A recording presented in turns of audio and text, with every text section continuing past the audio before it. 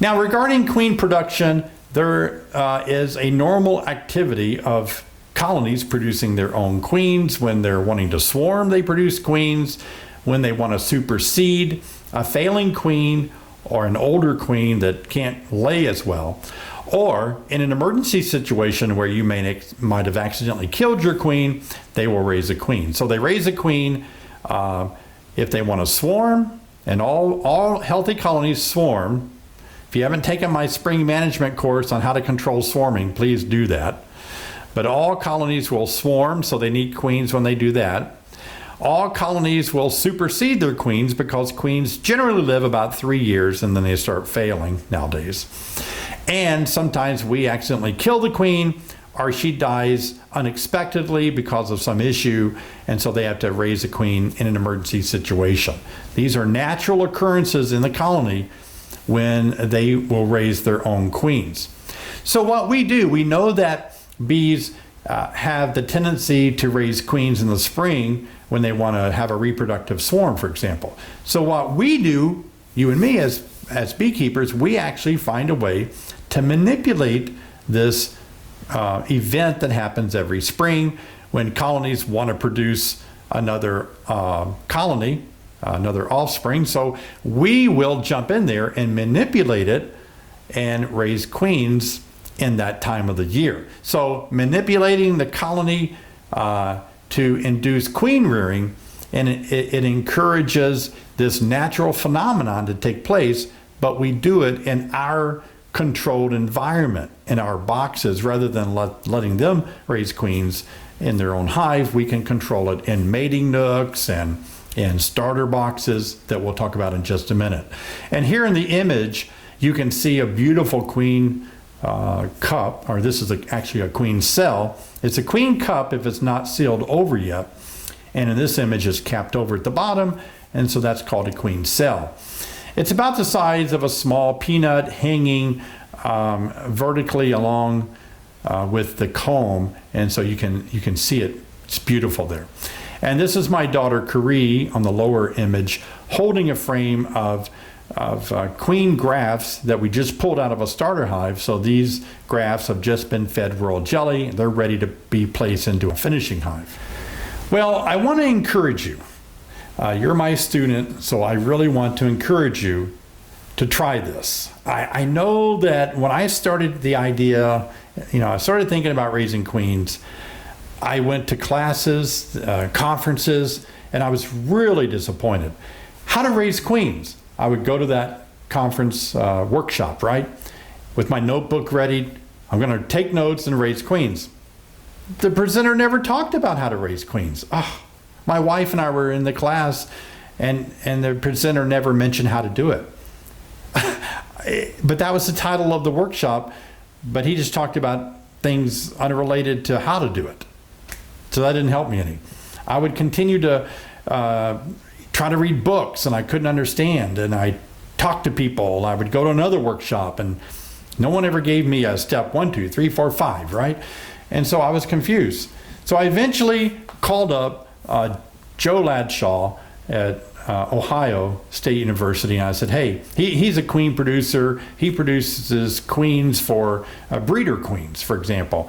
And so I called him up and said, I'll pay you any amount of money if myself, my daughter, and my son, if you will teach us how to raise queens. He was so nice about that. We scheduled a time. He spent the afternoon with us. I went to his place, and he taught the three of us how to raise queens, and we were able to ask questions. That was really a great, graceful, sacrificial afternoon, and I offered to pay him, and I don't believe he took any money. He was just so good. Now, don't call him up. Don't try to go to him and say, hey, you train David, train me. I don't want to overwhelm him. He has a full plate, I'm sure. But he was really great. So that really gave me a good footing on how to understand how to raise queens, and I really appreciate him doing that. Queen rearing is very simple for me. I never think about the processes anymore. I never think about grafting as being difficult. I just do it. I'm good with it. I'm fast at it. It's easy. But I did have a strong learning curve to it. So let me challenge you and encourage you not to give up. you will probably meet failure along the way, as I did. But you use each of those moments where you failed to improve and get better at it. So it's not difficult. It may seem difficult at first because it's new. All new things seem difficult. Stay with it. It's really not as time consuming as you think, depending on how many queens you want to raise, of course.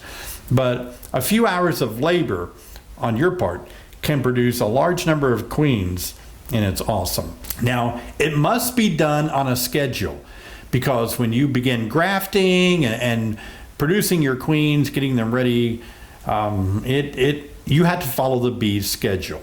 And you have to match the queens and the bees' biological development cycle. As you can see on this image, this slide here, there's the cycle that you have to learn. You have to know the cycle. You have to have this. You can print this off or write it down, copy it down. But the timing of this cycle is really what is important for you to raise quality queens. It's really important. So you really can't speed the method up. It's going to take time for all of this own biological development of the cycle of the queen to take place, and that is something you can't change. So don't try to speed it up. Don't try to slow it down or pause it, for example. In other words, you really can't pause it and do it on your convenient time schedule. Like, you can't say, well, I know I'm supposed to go out there and harvest all of these queens that are about to emerge, but I really don't want to because it's raining outside or I've got a wedding to go to. I'll do it in 2 or 3 days. No, all those queens will emerge and kill each other. So you are going to have to follow their time schedule. So let's take a moment and talk about the queen production schedule. This is important that you know. And you can see how the days are divided up here. And let me just circle the ones that are most important. These are critical days, okay? You have to graft and place larvae into the starter hive on about day 3 or 4. So what we usually do, and I'll talk more about this, so let me just give you a quick overview. We usually say you graft the larvae and then you put those in the starter hive. And then on day 5, in other words, they spend 1 day, 24 hours in the starter hive just to get royal jelly and a little bit of wax on them.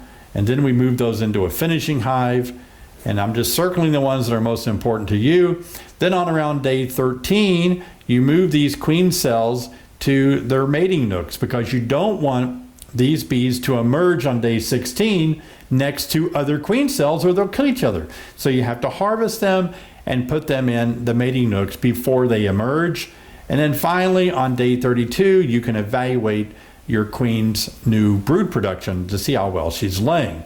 So really, you only have to visit the hive, go out there and work about 4 times at these crucial times. John Zawislock and myself actually wrote a book on raising quality queens. And one of the things that we created in our book was, at the end of the book, we've included a chart. You can use your scissors to cut these out. I'll make this book available at the end of our course. It's available for free download, or you can purchase a hard copy from the University of Arkansas Extension Office. But we actually made this chart because we realized that some people will want to raise queens and have them available on a certain date. You want to sell a queen. Let's say a customer says, I need a queen on May the 15th. Well, you can use our handy little chart to put it up there and match up the dates. And then you can say, okay, that means I need to do my grafts on this day. I need to, start the process on this date here to get the results on that day. So we have that in the back of our little book. But whether you use our book or not, you do need to plan ahead on what you need to do and when you need to do it.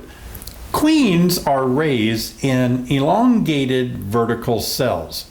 Workers that encounter larvae in vertical cells will automatically begin depositing ample supply of royal jelly in those cells. So in other words, when you hang a queen cup that you're wanting to raise your queens in, when you hang it this way, this vertical position, then the bees, the worker bees, the nurse bees will automatically, instinctively know to start feeding that royal jelly. Okay, so let's talk about the simple way of raising queens. We're going to start with the concept of, and get this in your mind, of a starter hive. This is usually, in my case, a 5-frame nuke box. And this is what I'm going to start. So just think of it as a small starter hive. You will need one. If you don't have a 5-frame nuke box, get one if you're considering raising queens. It's essential, all right? So what we're trying to do is mimic the conditions under which colonies naturally want to raise queens. These conditions are that colony is queenless. There's no queen mandibular pheromone, QMP. And we have to have many, many young bees between the age of 6 and 12 days old, because these bees of this age produce an ample supply of royal jelly, which is needed to raise queens, and they are wax builders, and they can produce wax to form these queen cells and cups. And we need a surplus of pollen and honey in order for these young bees to consume to make the royal jelly and to make the wax. That is a starter hive. These are the components that you'll need to create this environment of your starter hive. Now, these starter hives, some people call them cell starters, but ordinarily they're 5-frame nuke boxes. They work really well. You can see me here in this picture holding a cell bar frame. It has grafts on cell cups that I've grafted, and I'm sliding it down into the starter hive.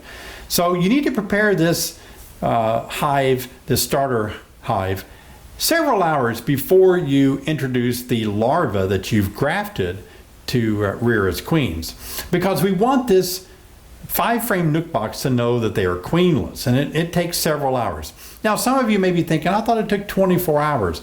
Well, this is a smaller number of bees that you're going to shake into this box. I'll show you how to do that.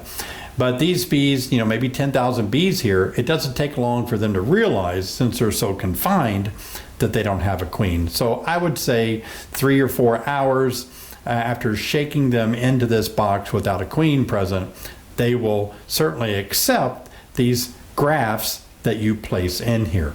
A minimum of 2 hours.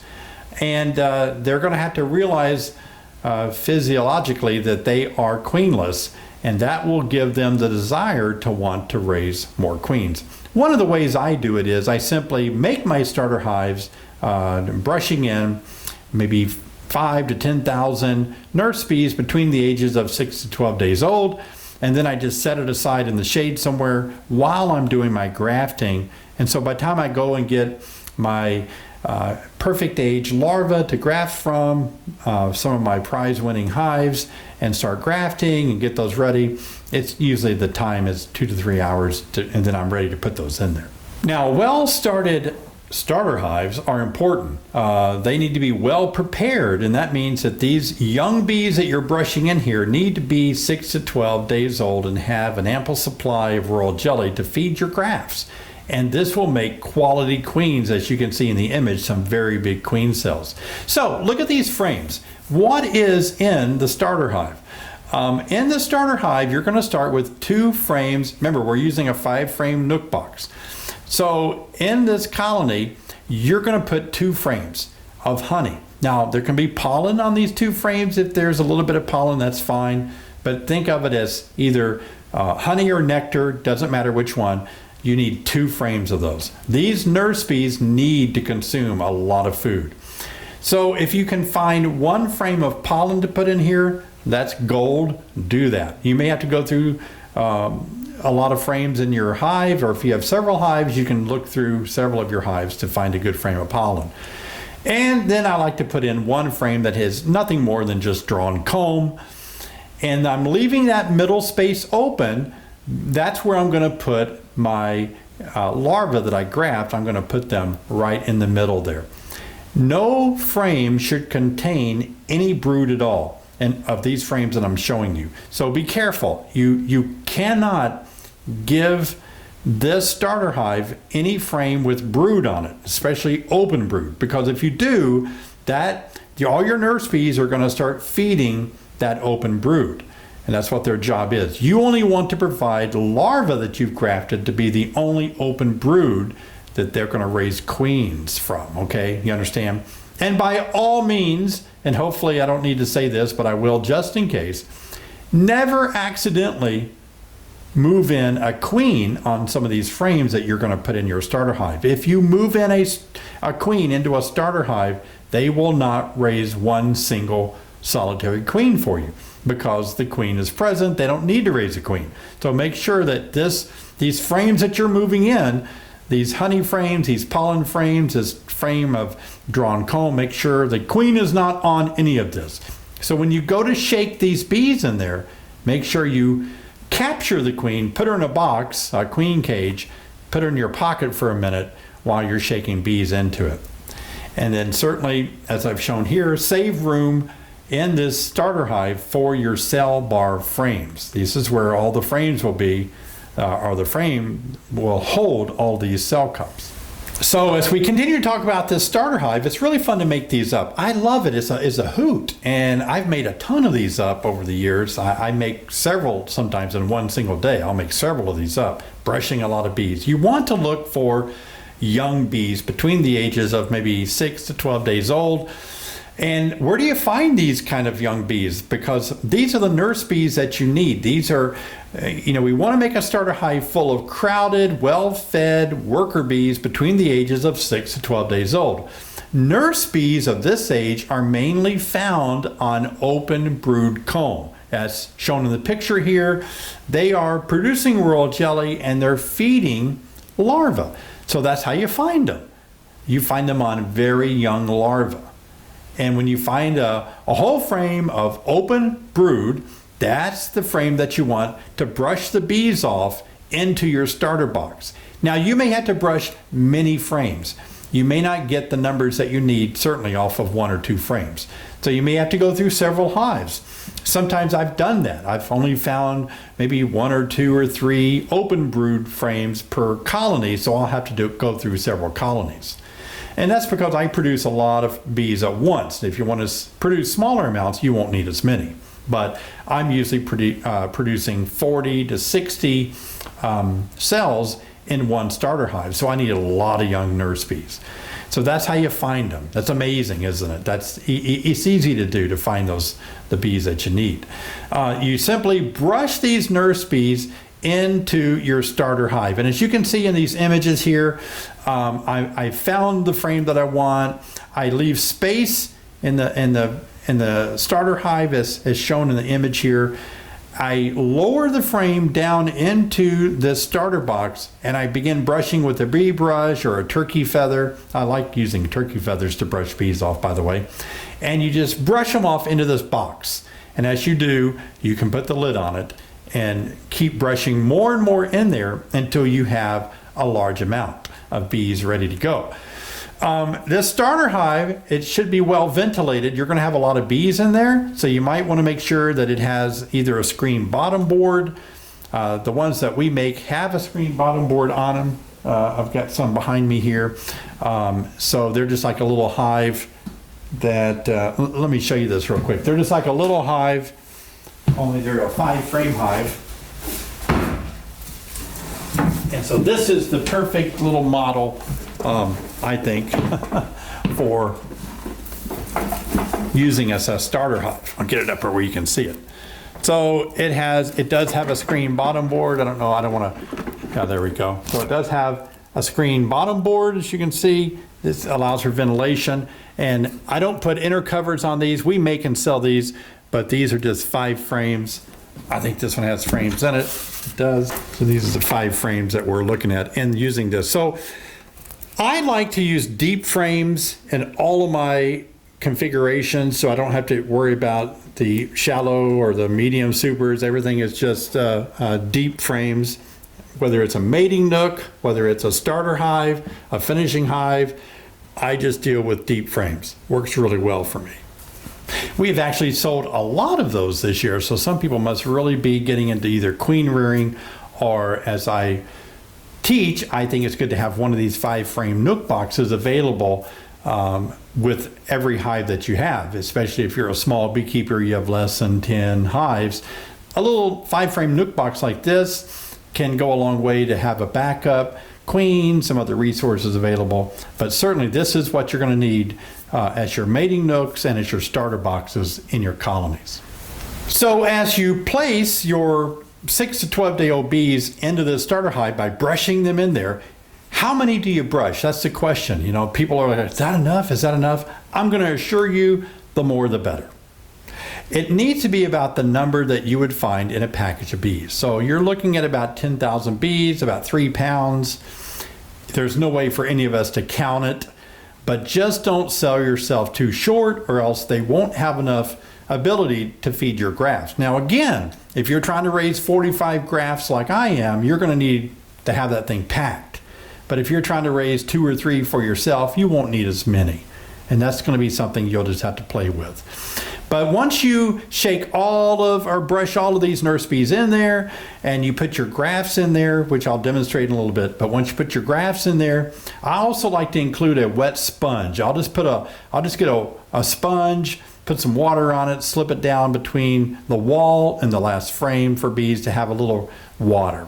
And with that all done, I simply close up this little starter hive and I put it in the shade or in my basement. If I put a screen on the entrance and put it in my basement, because I'm going to leave the bees in this kind of a state, queenless state, with nurse bees and my grafts for 24 to 36 hours. At that point, I'm going to move them out into a finishing hive. But I'm just telling you, this is the starter hive. This is how we start this queen rearing process. So the method that I'm teaching you is basically called the Doolittle method. And this method was actually started by a man by the name of Doolittle years and years ago. And this is the method that most professional queen producers actually use to this day. And like I said before, there are a lot of methods that I could tell you about and go into, but I don't think it's any advantageous reasons to do that.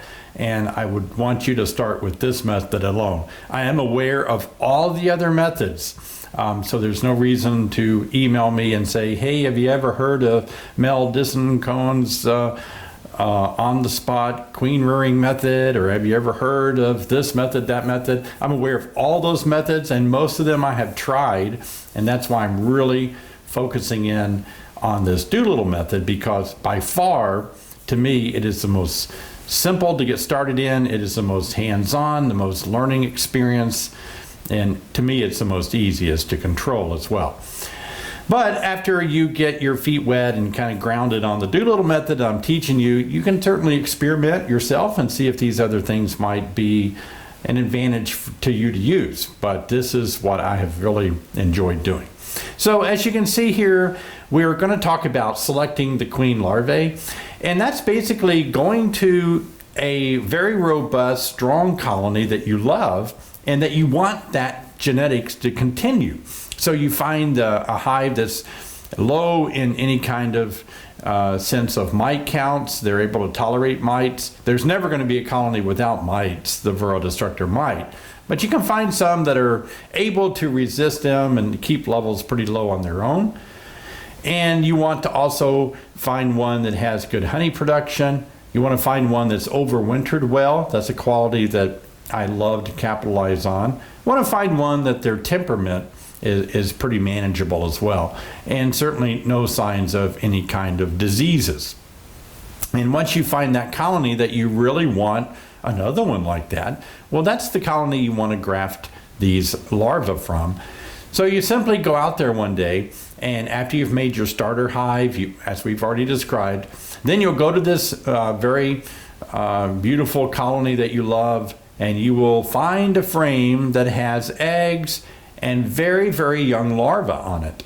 And then you're going to start grafting. So let's get started on the concept of this approach to grafting larvae.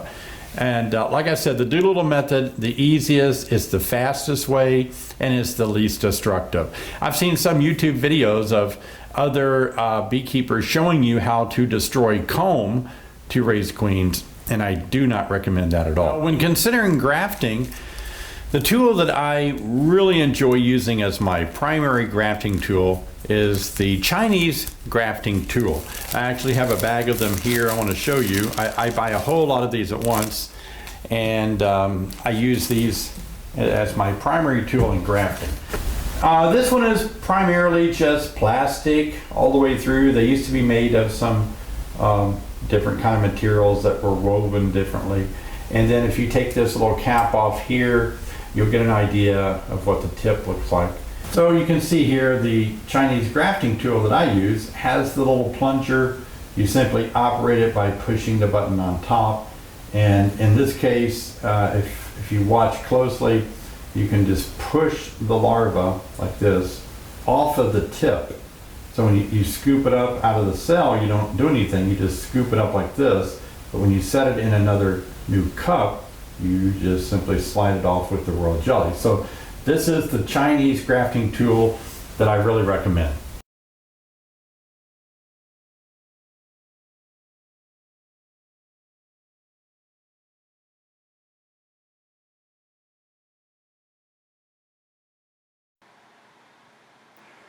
Okay, so in these next scenes, you can see several images where we're actually putting larvae down into a queen cell. Using the Chinese grafting tool, you can see the plunger pushing the larva off onto the bottom of the cell. And by looking this over and over, I think you'll get an understanding of how to do it. We actually cut a queen cell in half so that we could get our camera there for you to observe it on what is going on. It's kind of hard to see in a frame, and that's why we chose to do it in this kind of a more visual example here. So we're just showing you time after time how you drop, after you scoop them up that we just showed you, how you drop the larva onto the very center of the queen cup, and then you just gingerly kind of pull out your Chinese grafting tool. And you can see it kind of sticks to the bottom. It's not too hard to do, but these are some good examples of how you can do that. Here's one not even using the push rod, just let it touch the bottom and back out. Here's a metal tool that you can see, and as soon as it touches the bottom, you can just kind of give it a little twist, and it will stick to that bottom.